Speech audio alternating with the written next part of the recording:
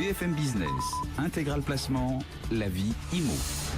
Avec ce marché immobilier, en effet, qu'on évoque jour après jour pour vous permettre d'investir au mieux, là où il faut et surtout dans le meilleur timing. Cette question qui se pose d'ailleurs à chacun d'entre nous, qu'on se pose à un moment ou à un autre de notre vie, a-t-on plus intérêt à rester locataire ou à devenir propriétaire? Beaucoup choisissent de devenir propriétaire, mais est-ce forcément le meilleur choix?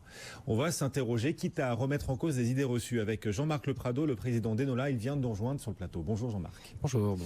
Est-ce qu'il vaut mieux être propriétaire donc de sa résidence principale ou est-ce qu'il vaut mieux en être locataire? Vaste question. Alors, il est vrai que c'est une question que beaucoup de gens se posent aujourd'hui, particulièrement dans les jeunes générations, puisque les générations précédentes étaient plutôt sur la ligne bleue des Vosges, qui était de devenir propriétaire de sa résidence principale à tout prix. C'est vrai que ce sont des choses qui sont remises en cause aujourd'hui. Alors on a intuitivement tendance à penser qu'être propriétaire c'est mieux, c'est plus pertinent qu'être locataire, puisque quand on est locataire, on jette l'argent par la fenêtre, ce sont des loyers à fond perdu. Enfin voilà, donc de ce point de vue-là, être propriétaire de sa résidence principale aurait plus de sens. Alors il est exact que lorsque l'on paye un loyer, ce sont des fonds qu'on ne reverra pas par définition, alors que quand on rembourse un crédit, c'est du capital qu'on rembourse à la banque et qu'on reverra à un moment ou à un autre lorsqu'on vendra son bien. Donc de ce point de vue-là, c'est tout à fait exact. Cela étant dit, ça n'est pas nécessairement la pierre angulaire d'un patrimoine de devenir propriétaire de sa résidence principale. Ça a beaucoup d'avantages d'être locataire. D'accord. Donc ça peut être malin de vouloir rester locataire. Alors ça peut être malin de... Faut nous expliquer là. Ouais. Il y a beaucoup d'avantages à être locataire. Alors on peut en citer beaucoup, les essentiels. Pour faire simple, d'abord la souplesse. Lorsque vous êtes locataire et que vous avez décidé de changer parce que vous y êtes contraint par une mutation ou parce que vous avez tout simplement envie de changer, de prendre plus grand, plus petit ou ailleurs, vous pouvez régler votre problème entre 1 et 3 mois selon la localisation dans laquelle vous habitez. On peut bouger. On peut bouger. Facilement. Voilà, la souplesse est absolue. Évidemment, lorsqu'il faut vendre un bien, la souplesse, elle est très loin d'être avérée de ce point de vue-là. Par ailleurs, tous les locataires sont très très contents lorsqu'il y a des gros travaux qui sont faits dans leur résidence, puisque par définition, le locataire ne paye pas ses travaux, c'est le propriétaire. C'est merveilleux. Il en profite sans payer. Voilà. Absolument. Donc c'est un vrai avantage, puisque ça peut représenter des sommes tout à fait considérables. Si on va un petit peu plus loin, le fait d'être locataire permet d'économiser des frais de notaire. Si on devient propriétaire, on doit payer des droits de mutation qu'on appelle les frais de notaire. On va payer également exclusivement la taxe d'habitation et non pas la taxe foncière. Donc il y a un certain nombre d'avantages financiers qui doivent être intégrés dans l'équation de la réflexion. Oui, enfin à l'inverse, là vous nous présentez les choses de façon très favorable et puis on peut prendre le revers de la médaille et vous dire que lorsqu'on est locataire, on peut pas faire soi-même les travaux d'amélioration ou décorer l'appartement, le bien comme on en a envie. Donc ce qu'on gagne d'un côté, on le perd de l'autre. Alors je sais pas si on le perd, mais en tout état de cause, il est parfaitement exact que il est plus compliqué d'entamer des travaux d'amélioration de son logement important lorsqu'on est locataire, puisque par définition, de la même manière, on ne reverra pas cet argent. Cela étant dit, ça n'empêche pas, en fonction de la durée dans laquelle on imagine passer du temps, de faire des travaux d'amélioration. D'ailleurs, parfois, on arrive même à négocier avec le propriétaire de l'appartement les travaux d'amélioration, une cuisine aménagée, une salle de bain aménagée à refaire. Il y a en revanche un autre point qui est important lorsqu'on est locataire, un risque important lorsqu'on est locataire, c'est que le propriétaire, au terme d'une échéance du bail, décide de récupérer son bien. Et là, pour le coup, on n'a pas le choix, on n'a pas d'autre choix que de bouger. Voilà, il y a quelques défauts, mais beaucoup d'avantages. Beaucoup d'avantages, vous nous dites, à vouloir rester locataire, plus de souplesse, vous nous le disiez, on peut bouger plus facilement. Si on a besoin d'être plus mobile professionnellement, par exemple, c'est plus facile quand on est locataire que propriétaire. Et puis, il y a moins de charges, moins de travaux à payer, etc. Donc, moins de dépenses. Quelles sont, du coup, les bonnes questions à se poser lorsqu'on doit choisir entre rester locataire de sa résidence principale ou en devenir propriétaire? Alors, il y a beaucoup de questions à se poser. Je dirais qu'il y a deux manières d'appréhender la répartition entre les deux. La première, c'est la qualité de vie, et la deuxième, ce sont des aspects plus financiers, plus patrimoniaux. Ouais. Du point de vue de la qualité de vie, selon la localisation dans laquelle on se trouve, on constate régulièrement qu'il y a un ratio qui va parfois de 1 à 2 entre le coût de trésorerie mensuel lorsqu'on est locataire et lorsqu'on est propriétaire. Je m'explique. Pour un même bien, il va coûter, imaginons 1 000 € de loyer par mois, et ce même bien, si on doit l'acheter, va coûter 2 000 € de remboursement de crédit. Donc il peut y avoir un écart en trésorerie qui est extrêmement important.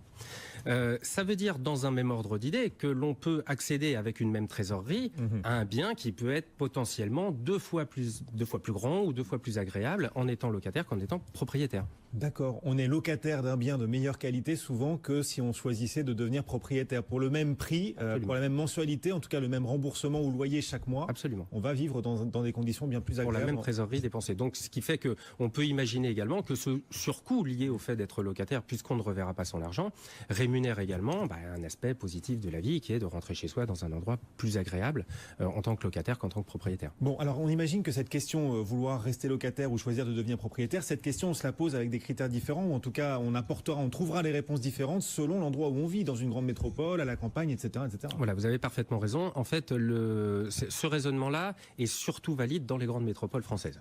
Dans les grandes métropoles, donc vous dites qu'il vaut mieux être locataire de sa résidence principale. D'un point de vue financier, le plus souvent, on constate qu'effectivement, on consomme moins de trésorerie en étant locataire qu'en étant propriétaire d'un même bien dans les grandes métropoles. Ce raisonnement-là n'est pas vrai, voire il peut être quasiment inverse dans des communes plus petites ou des communes moyennes. Donc il faut regarder ça attentivement, naturellement. Comment on fait son analyse? Alors on imagine les particuliers qui nous écoutent, qui nous regardent aujourd'hui. Certains vont se dire je vis dans Bordeaux, dans Paris, dans Lyon, donc forcément je vais appliquer sa recette et je vais rester locataire de ma résidence principale, ou quand même il faut calculer, il y a des méthodes de calcul simples, des comparatifs, des outils de comparaison véritablement convaincants pour choisir en connaissance de cause entre la propriété et la location. Oui, absolument.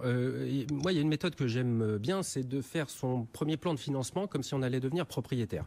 Autrement dit, voilà le type de maison, le type d'appartement que je recherche, voilà ce qu'il va coûter, et voilà comment je vais monter mon financement avec un crédit sur 20-25 ans, avec ce niveau d'apport, je vais payer mes frais de notaire, etc., etc. Et donc, je vais constater quelle est la mensualité que j'obtiens pour me payer cet appartement. Et imaginons que ce soit 1 000 € pour reprendre mon exemple de tout à l'heure.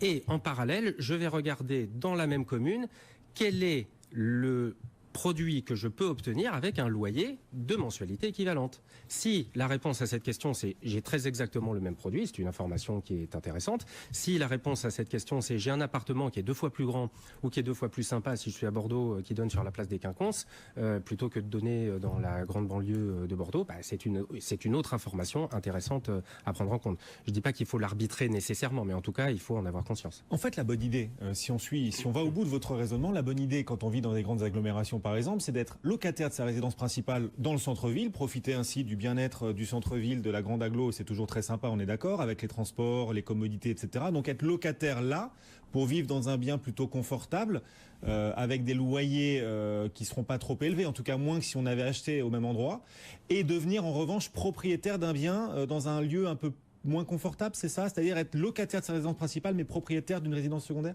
Alors, en effet, ce raisonnement-là, il est vraiment parfaitement valide et il est d'ailleurs partagé par beaucoup d'investisseurs en immobilier qui préfèrent opter pour être locataires de leur résidence principale. Pour la raison suivante, imaginons que le budget mensuel immobilier d'un ménage ou d'une personne soit de 2 000 €. Oui. Pour 2 000 €, on peut être propriétaire de sa résidence principale ou on peut être locataire de ce même bien pour 1 000 €. Donc, on consacre 1 000 € à sa résidence principale et les 1 000 € qu'on n'affecte pas au remboursement d'un prêt immobilier, on l'affecte à un ou des investissements immobiliers, mais avec un élément important dans l'équation, c'est les loyers, les loyers qui rentrent. Donc on fait le delta entre les loyers qui rentrent et le crédit qui sort, qui vont coûter 1 000 €. On fait le pari qu'on va créer beaucoup plus de richesse de cette manière-là qu'en devenant simplement propriétaire de sa résidence principale. Bon, alors ça c'est une clé pour tous ceux qui nous écoutent. Il y a quand même un petit bémol quand on a de l'apport. Quand on peut devenir propriétaire avec un apport qui va réduire du coup le montant des mensualités, là ça redevient intéressant d'être propriétaire de sa résidence principale. Alors en effet, si on compare le fait de devenir locataire avec le fait de rembourser un prêt immobilier après avoir apporté 50% de la somme du produit que l'on achète, en effet, vous avez raison. Cela étant dit, on compare à ce moment-là des choses qui ne le sont plus tout à fait. Parce que si on reste locataire, l'apport personnel qu'on n'affecte pas à sa résidence principale, on peut également tout à fait l'affecter à de l'investissement immobilier. Et dans ce cas-là, faire des investissements immobiliers beaucoup plus importants que ce qu'on aurait fait sans aucun apport personnel. D'accord. Donc si on va jusqu'au bout du raisonnement, il reste valide, y compris lorsqu'on a un apport personnel. Mais je vais vous poser une question perso. Vous êtes propriétaire de votre résidence principale ou vous en êtes locataire? Alors, je me suis appliqué ce qui me semble être un bon conseil depuis très longtemps. J'ai toujours été locataire de ma résidence principale. Et en effet, j'applique ce raisonnement puisque je fais évidemment de l'investissement immobilier par ailleurs. Vous êtes propriétaire de résidence secondaire. Il fait ce qu'il dit, il dit ce qu'il fait. Bon. J'essaye. Bon, pour terminer, du coup, si on devait résumer les questions fondamentales qu'on doit se poser avant de choisir entre la location et la propriété, Jean-Marc? Alors, il y a beaucoup de questions qu'on doit se poser. Je pense qu'il y en a 2 ou 3 qui sont absolument essentielles. La première, c'est est-ce que je vais rester très longtemps dans ma résidence principale ou pas. Plus on a l'idée de rester longtemps dans une résidence principale, plus il y aura d'avantages à devenir propriétaire par rapport à locataire. Deuxièmement, il faut faire l'exercice évidemment de savoir si la résidence principale va coûter plus ou moins en crédit ou en loyer, puisque par définition, si vous avez exactement le même niveau de prestation dans les deux cas, il vaut mieux vraisemblablement devenir propriétaire. Par ailleurs, il y a un point malgré tout qui est important, c'est que il faut être dans l'optique de faire de l'investissement, c'est-à-dire de consacrer sa trésorerie à de l'investissement immobilier, avec toutes les conséquences agréables et désagréables liées à l'investissement immobilier. Si on fait partie des gens qui se disent je vais faire un achat immobilier dans ma vie et ça sera le seul, oui. Voilà, il vaut vraisemblablement mieux devenir propriétaire de sa résidence principale. Voilà, et si vous faites du locatif, en revanche, vous aurez en effet la gestion et ça, bien sûr, c'est peut-être plus chronophage. Avec toutes les contraintes liées à cela. Jean-Marc Leprado, le président du groupe du cabinet Enola, régulièrement avec nous sur BFM Business dans Intégral Placement. Merci Jean-Marc. Bon retour et vive la location. Alors, dommage que Marie Cœur de Roi ne soit pas là parce qu'elle est très location attitude, Marie. Oui. Donc elle aurait aimé vous écouter, mais on lui dira, on l'orientera vers le replay de l'émission. Vous savez, vous pouvez écouter, réécouter chaque interview sur notre replay sur notre site bfmbusiness.com. Bon retour.